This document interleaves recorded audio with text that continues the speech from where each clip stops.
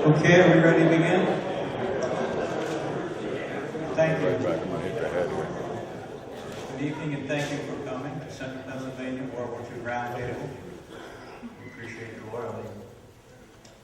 First thing I'd like to do is make sure we silence or immobilize our cell phones so the speaker won't be interrupted when the phone goes on. Is that all right, Bert? We'll follow your controls. I'd like to start off this evening with a Pledge of Allegiance, and if we could get Floyd Demi, 10th Armored Patton. Would you lead us in the Pledge of Allegiance, Floyd? Allegiance to the flag of the United States of America and to the republic for which it stands, one nation, under God, indivisible, with liberty and justice for all. Thank you. I'm going to start off with one of those announcements we make every month, and that is postcards and emails. Is there anyone here that needs to have a postcard that's not getting it? If so, please come to the table in the back and leave your name, your information, and you will get a postcard. If you'd like to have an email, Laura takes care of the emails. She has the blue. We send that out monthly. So please, if you're looking for that type of information, fill it out in the back. Do we have any first-timers here? Would you raise your hands, please? Oh, very good. Thank you.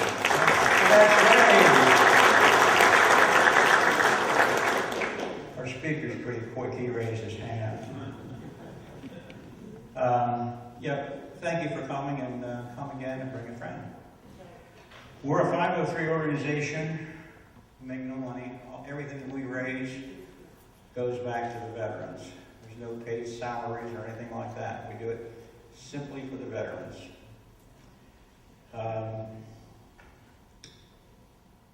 Ed Schaffstall, is he here? Ed, most of us don't get to go to Pearl Harbor, and most of us don't get to go there on VJ Day. You went on VJ Day, didn't you? And you're going to keep it a secret. Will you rise, please? Thank you. This guy gets to go to Pearl Harbor, class whites, stands on the Big Mo, on the surrender deck, no less. And we're all very jealous. Congratulations. Oh, thank you. You brought pictures. I'm glad to hear that. Veterans magazines. Where are we here? Underneath. We have formed an alliance with online publishers in Columbia, and they put out a magazine, B magazine, glossy. And what they did for us 2 months ago is they took pictures of our veterans, a couple dozen veterans, and they put them in there. And then they gave us the magazines. I have extra magazines. What I need to know is, are there any veterans that are in this that didn't get a copy of a magazine? Carol? No, here's one for Carol. That's the only hand I saw, right? Well, hey, There you go. Charles, one for my rider. Okay. They're right behind the table out there. We'll get it for you. Thank you, John. The other thing that we're working with online publishers is the 50 plus senior news. And you probably see that. We've got two up there. And this comes out monthly in 5 counties: Lancaster, York, Lebanon, Dauphin, and Cumberland.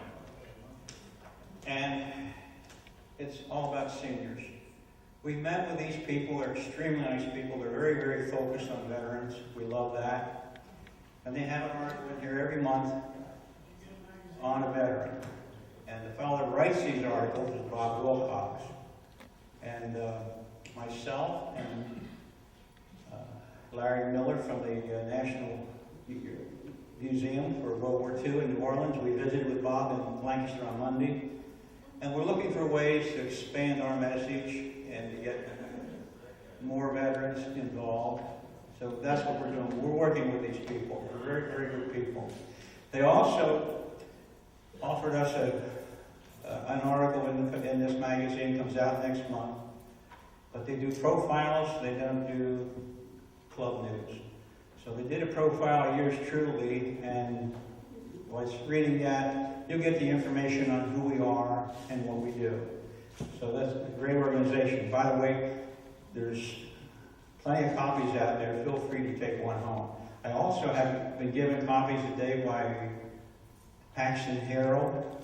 They put very nice articles in for us. So those copies are out there on the table right outside the door, and they're free. So if you'd like to take advantage of them. We have two other organizations besides World War II. We have the Vietnam Roundtable and the Civil War Roundtable, and we have the presidents of each. Rich Burton, would you give us?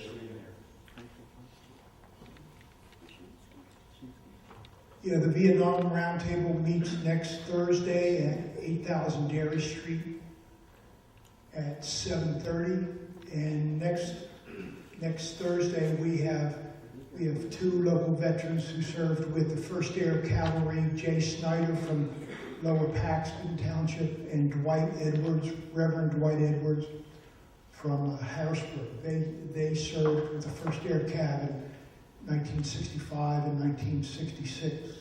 So they're going to be with the Vietnam Roundtable next Thursday. And then the following month, we have a man coming in from New Jersey who is the National Vietnam Veterans of America Chair for Agent Orange. And he served with the 9th Infantry Division and also the 25th Division.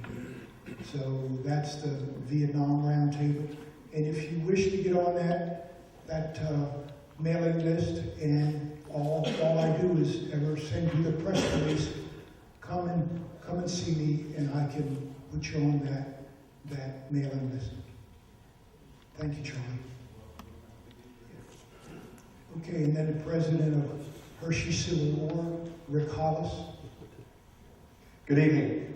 Just to let you know, our meetings are the third Thursday at Country Meadows, and our speaker this month, October the 15th, is Bob Blundy, who's the president of Brandy Station. And we're talking, it's called the Graffiti House. It was a house that was used as a temporary hospital, and they have all kinds of writing and drawing that the soldiers did during after the battle of Brandy Station. And one other thing, I don't know if anybody knows who James Getty is. He'd always portrayed Abraham Lincoln from Gettysburg. He just recently passed away. So he had some struggle with health issues, but he did pass away. So I just want everybody to know, because I got to meet him a few times. He's a fantastic man. Okay, and his funeral is tomorrow morning. Pardon me? 11 o'clock tomorrow morning. Okay, 11 o'clock tomorrow morning. Okay, Gettysburg College Chaplain, anybody's interested. Also, if anybody wants to come to our meeting or get the information, if they see me, I can put you on the email list, and we'll send you an email out every month. And again, there's no requirement. We do have dues, but everybody's welcome to come. So, thank you. Thank you, Rick and Rich. As a form of reciprocity, I attend both of those meetings, and I never get in without being asked to share our agenda as well. Central Pennsylvania World War II Roundtable. Well, the middle part, that's most important. World War II veterans. May I see the hands of all World War II veterans here, please?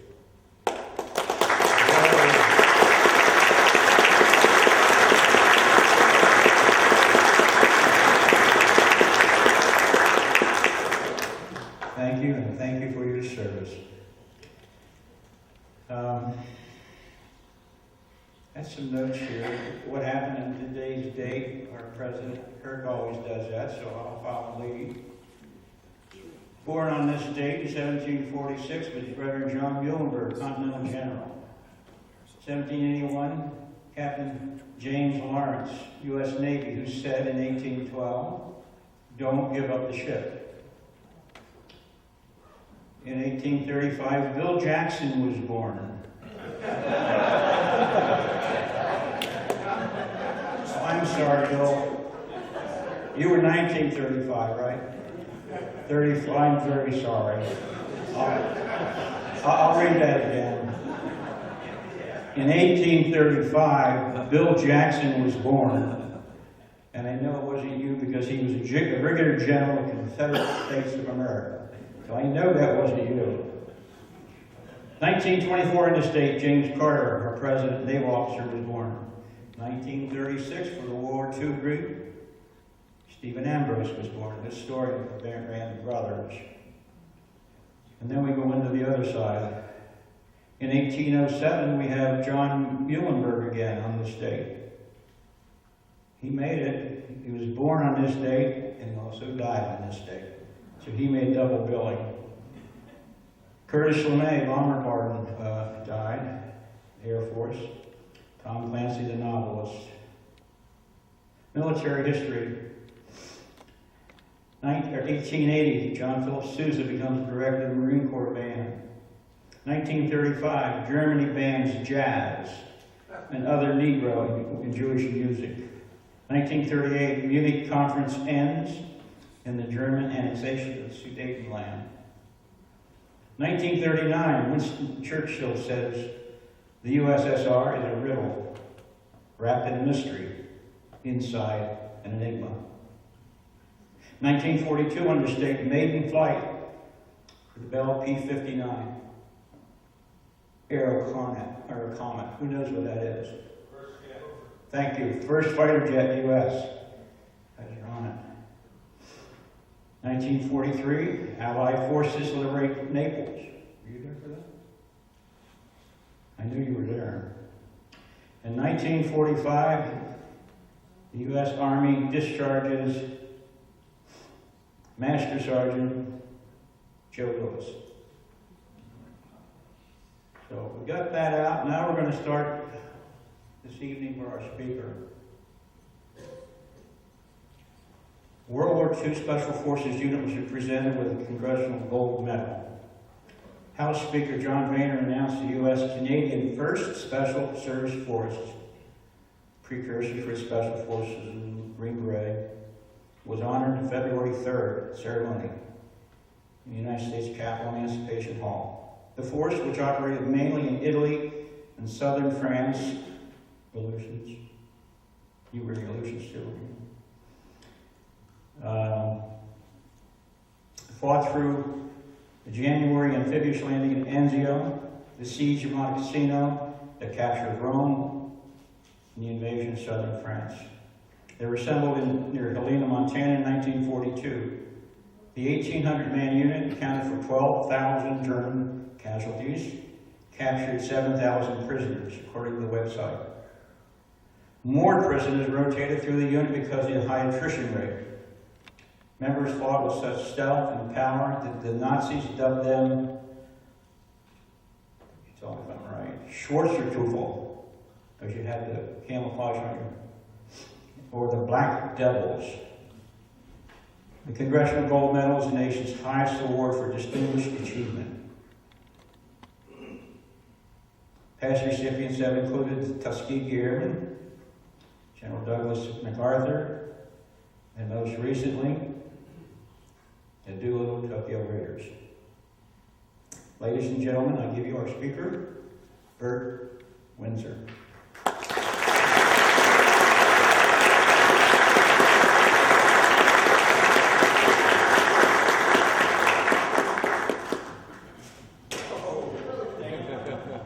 All right, no problem. I can still bend over.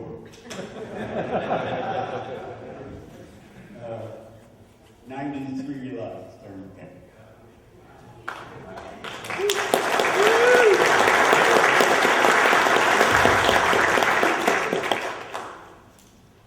Well, it's really great to see all you people.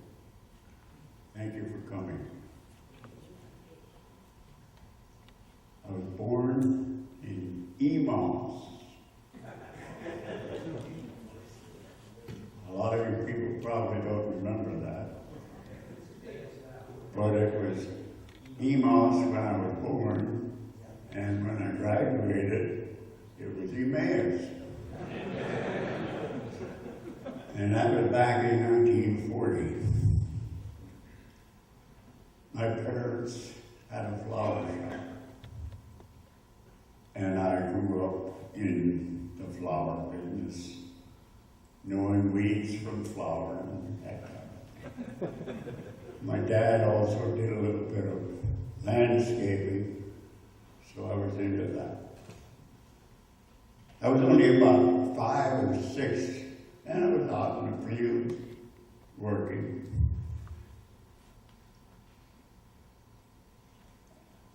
Went to school. A lot of you don't remember, but I went to school with holes in my elbows from the sweaters. I wore hand-me-downs from neighbors. I put the cardboard or the paperboard from the back of the tablets that we had in the soles, in the shoes, because the soles had holes in them. We were poor, but we didn't realize it. Enough about that. I was drafted in 1942, December 10th, just before Christmas. Boarded a bus, went to Indiantown Gap. Indiantown Gap, I was put on a train, went to Texas, Camp Maxie, Texas. I was right on the Texas-Oklahoma border. That's where I got my basic training. And they used to go around and ask for medics or tanks or whatever. Nobody was ever called, they just stayed in here. So one day they came around and asked for parachute commando. And I happened to be the runner for the church that day, or church, here I am.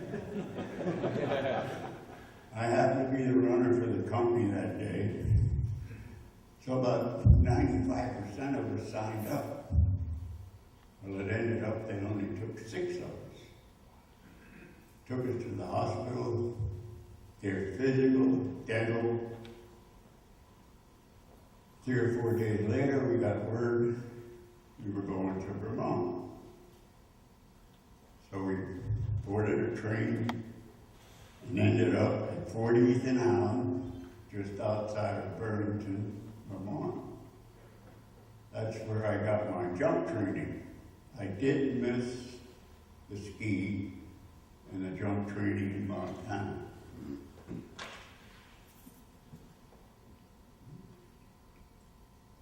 At the Sunday night, about midnight, we got into camp.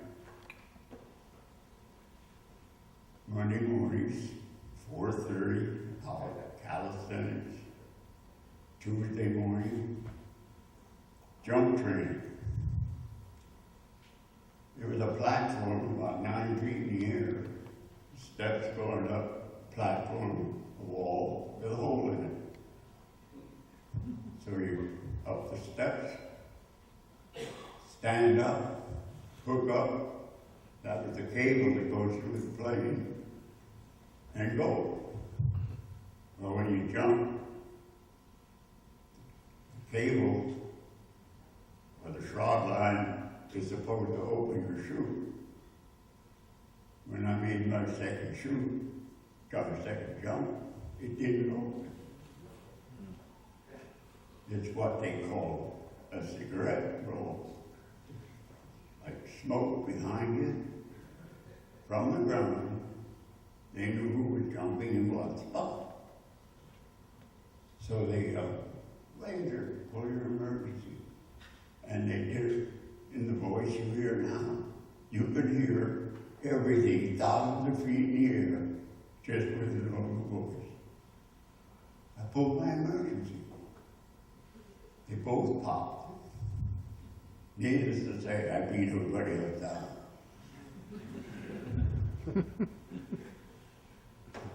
From Vermont, we shipped to California. We boarded one of Kaiser's Liberty ships, as they were called. And it must have been around about, it took us 14 days to go from San Francisco to the Aleutian Island. And the capsize degree for these ships was 38. We were over to 36 any number of times. So there wasn't a person on those ships that wasn't sick. We landed in Amchitka, one of the Aleutian Islands. And that was the day that the troops that were there said, "What did you guys do? Bring the sunshine along?" They hadn't seen it for 6 months. We made the invasion of Kiska. Unfortunately, the Japanese left just before we got there.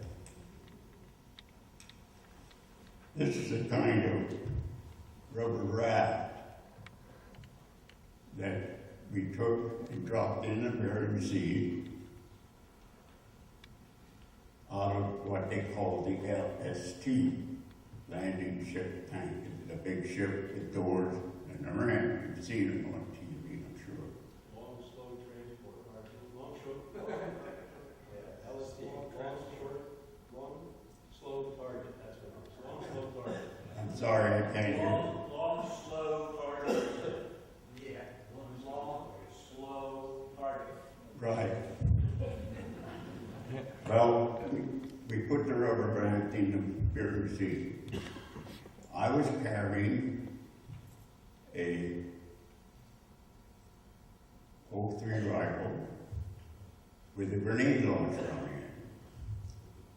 I had 6 grenades on either side. I had 12 grenades. I had my .45, a couple of bandoliers of ammunition, and 1 needle. So we made sure we didn't miss the rubber raft. Well, as I mentioned, we were there, the Japs had taken off. Excuse me, Japanese, I'm sorry. We shipped back to the States. It only took us 7 days coming back on a USS Bell. San Francisco, we were shipped back to Fort Ethan Allen. We were only there a week, 10 days. And we went to Norfolk, Virginia, to board ships to go overseas. It was a ship that we left on was a cruise ship that was transformed into a troop ship. Those are the bunks. You can see we were like sardines in a can. And they were 10, 12 feet in the air. Took us 9 days. We landed in Oran, Africa. We boarded what they call 40 or 8s, which is 40 men or 8 horses. We traveled from Oran to Casablanca. Casablanca, we boarded destroyers, anything that would take us to Naples, Italy. From Naples, we started our combating, took a number of smaller hills, and then we took this mountain, La Defensa. And that is the hill that the movie was made about, The Devil's Brigade.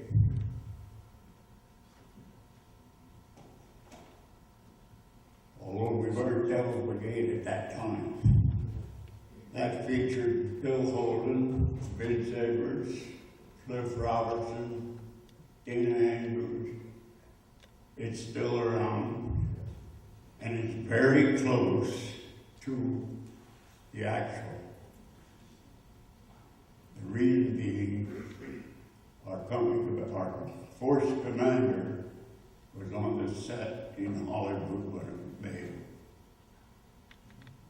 There are only two things in that really stand out that were not true, and that showed the Americans coming into camp in Montana, jumping out of a train, climbing all over. Bunch of jailbirds, lumberjacks. The Canadians came into camp behind a bagpipe band. Any of those who have seen the movie, there was a bar fight in the movie. The local people came in and started acting up with our troops. And the Canadians were not allowed to fight in town on leave. They would have been sent back home. So the fight broke out. They took their jackets off. Canadians put their American jackets on, and it was a battle. Fellas flew out the window. The bar was almost completely destroyed. And everybody come back to camp as I was told. Drunk. MPs were hurt. And all through the service, we were all docked $1 a month to pay for the bill.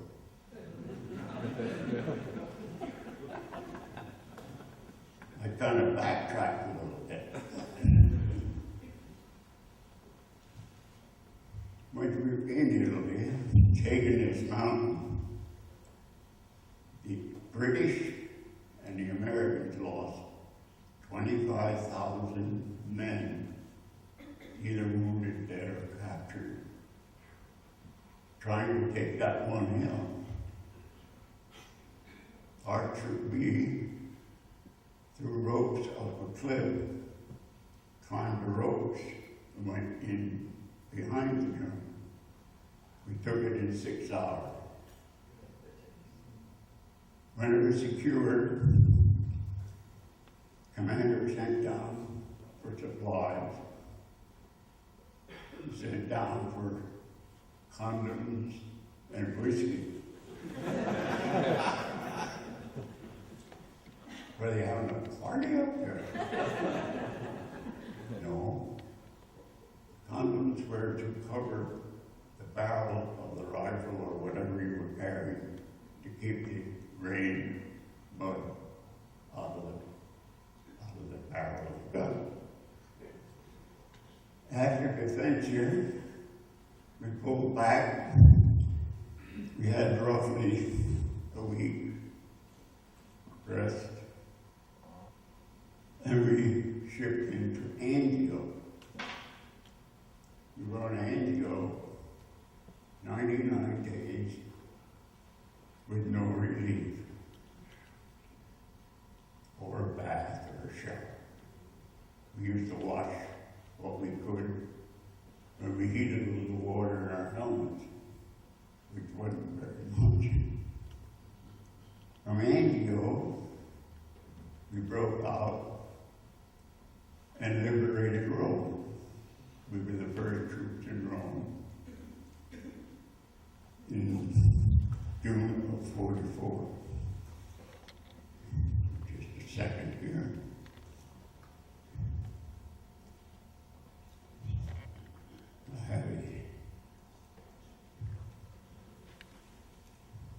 I have to back up here a little bit, excuse me. While we were on Antioch, that is where we got the name of the Black Devil. We would darken our faces with shoe polish, sneak through their lines, and we'd leave a little sticker like this. It translates to the worst is yet to come. Yeah. They never saw us. We didn't bother them. And we found in a diary, one of the Germans said, the Black Devils were here, we didn't see them. So that's where we got the name, the Devil's Brigade.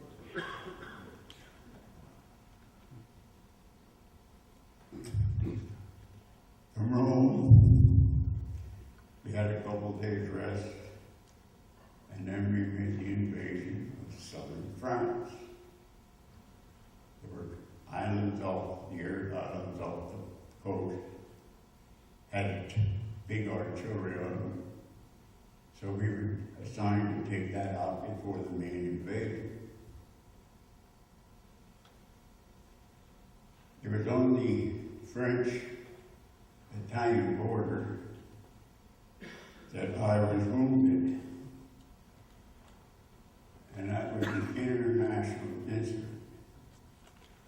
It was German artillery fired from Italy into France. Hit me in American. Canadian gave me first aid. And a Russian American Jewish doctor operated on it.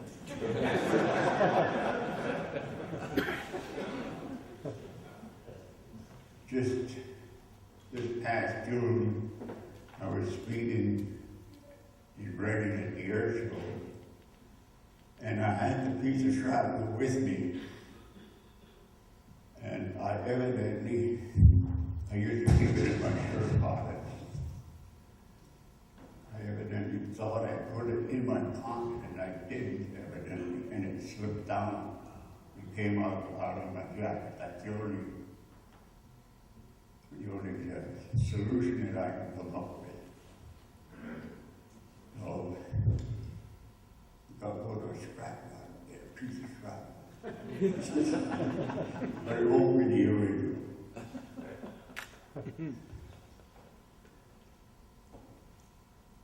Our group broke up shortly after the border incident. I was sent to the hospital.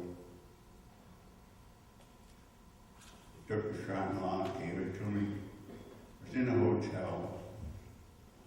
So I walked down the 3 flights of steps, and everybody wanted to see my piece of shrapnel.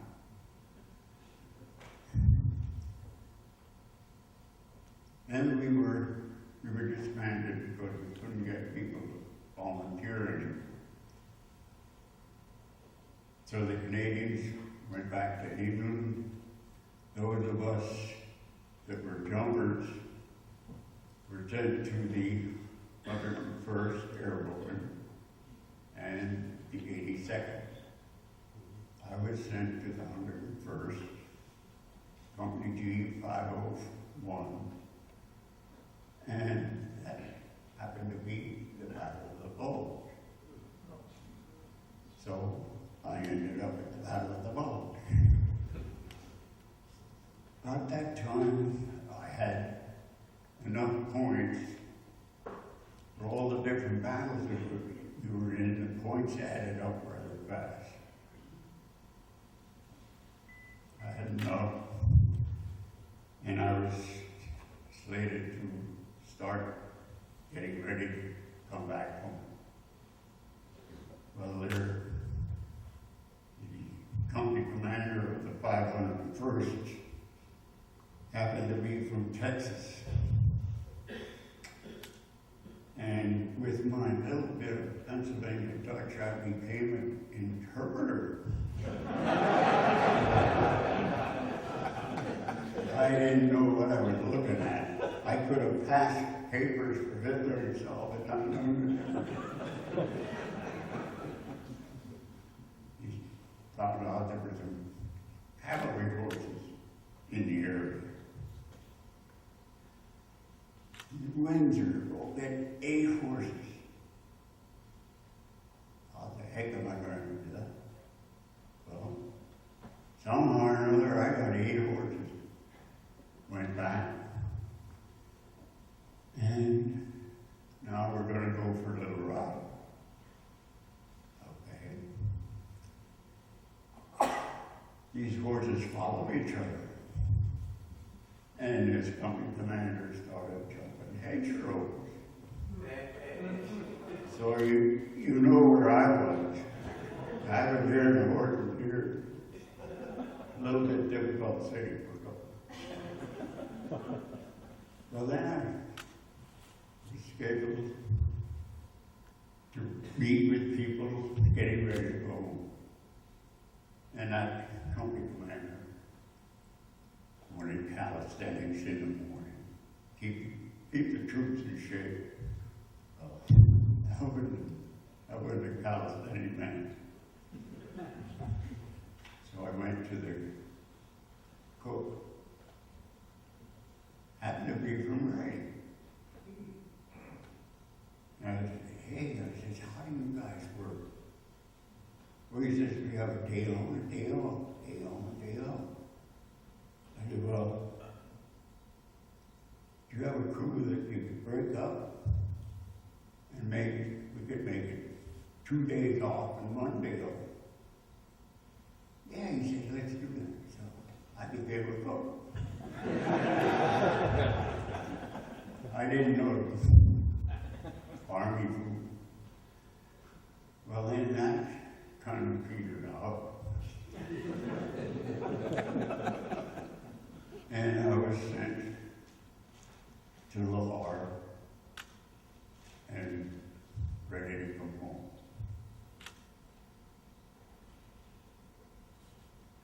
Just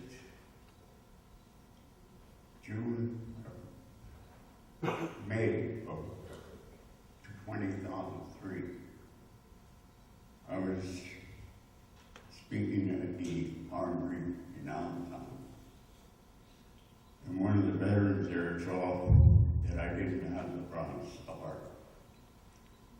And it happened to be with our Congressman, Pat Toomey. So he got on the horn in July of that year. I was presented with the Bronze Star.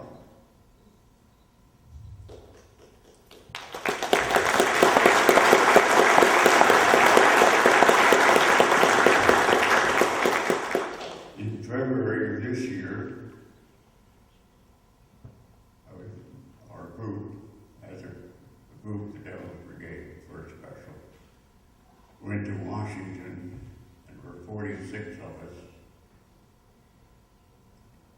Canadians and Americans, and we received the Congressional Medal of Honor.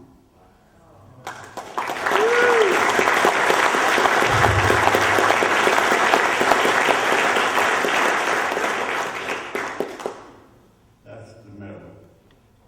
Weighs 3 1/4 ounces, but it's not gold. Wrong.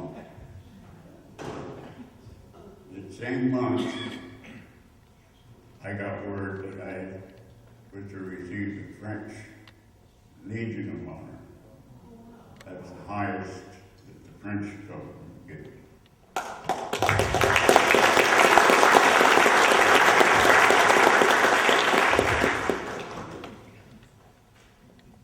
This gives you an idea of some of the pack that we carry. Our hikes used to be 30 miles with 50 pounds of rocks on our back. And our company commander, or force commander actually, was out front with all the officers, and they all had 50 pounds of rock. That was our training. This is a picture of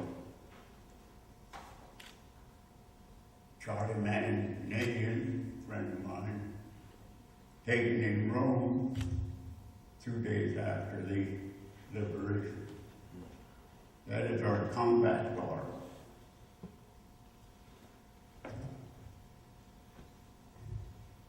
I don't know if many of you have known about email. Email, excuse me, not email. You hear email all the time and you get mixed up here. Too many papers, excuse me.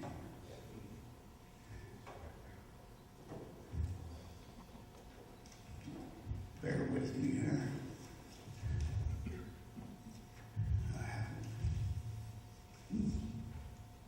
Why is it so shitty?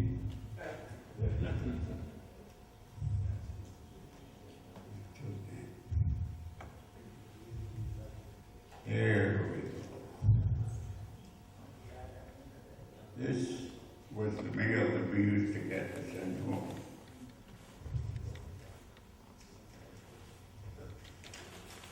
You'd open it up,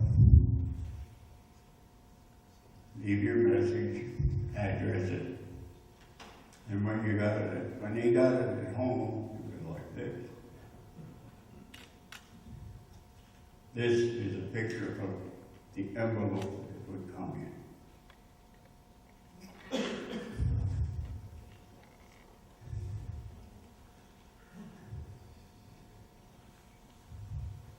I don't know.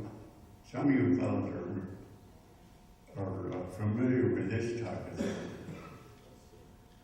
That's the K ration. I put my eye. Breakfast. Let's see. Meat, eggs, eat cold. Or heating by boiling a can of sterno. Biscuits and coffee. Cereal each day, a double, and add some water, a fruit bar, or a chocolate bar.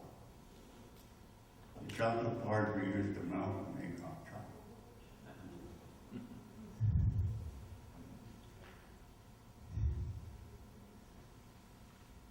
I was making a speech at the Vietnam monument at Lehigh Community Park in College. And after I was finished with the speech, one of the veterans came up to me, gave me a picture of the monument. When I opened it up, it says, Devil's Brigade, Bert Winzer, World War II, Congressional Medal of Honor. They planted a tree for him. Unbelievable.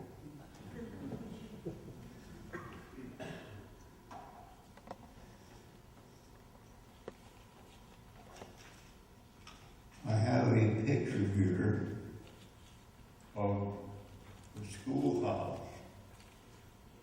that the surrender was signed, where the surrender was signed, Marines in 44.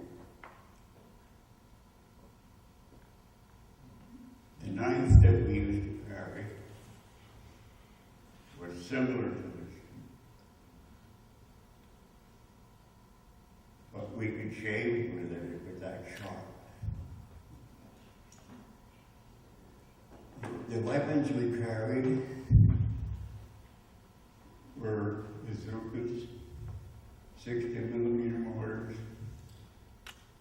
.30 caliber Johnson automatics, Thompson gun,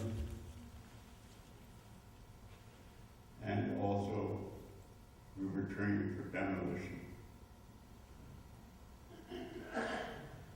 It was really an experience,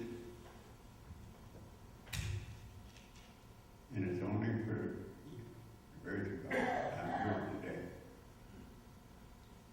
He's been with me through this whole thing, and it's very humbling, really, to receive all these accolades. I'm just the guy next door. Nobody else.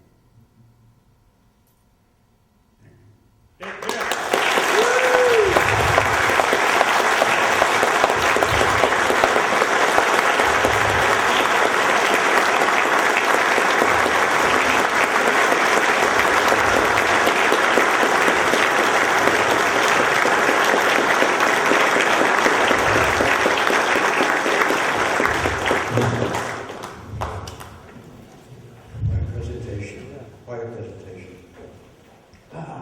Thank you. Not much you can say after that, Bert. You've done it all. I did, when I put the press release out, where's Terry? I did say Congressional Medal of Honor. Terry corrected me. It's the Congressional Gold Medal.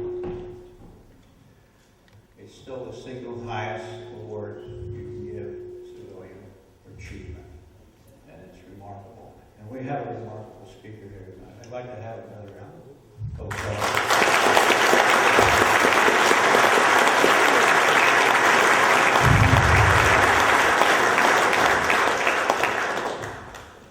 You may not have one of these, but you're going to have it now. Central Pennsylvania World War II Roundtable. So next time you go to the Bear Swamp Diner, he says, meet me at the Bear Swamp Diner in Macungie. I said, who would name a diner Bear Swamp? This is Charlie. Macungie is an Indian name, and it means Bear Swamp. I had no idea, did I? No. Thank you again. It's been a special treat. I've had the pleasure spending last week with Bert, and today he put up with me in the car. And tonight we're going to get some rest at our house, and tomorrow morning I got to get him back to Macungie because he's on the bowling team. He's a leader. They need him to score.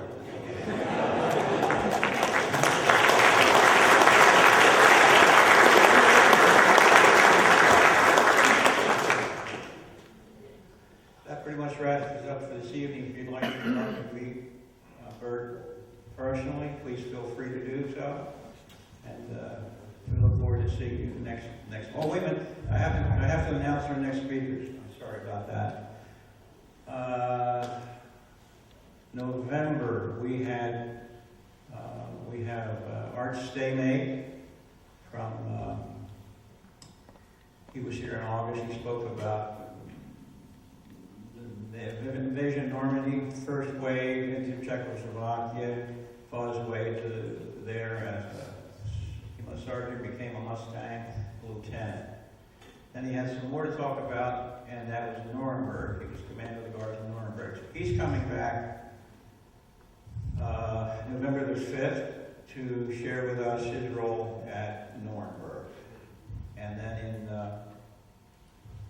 December, we've had Hank Kudzik coming, and Hank was a submariner, and he enlisted at an early age in the Navy and ended up in the Battle of Midway, where they actually sank a Japanese carrier, correct? We're saying Japanese, thank you. And he'll be here in December. So we have a full plate. We appreciate your loyalty, appreciate you coming. We hope to see you again next month. Thank you.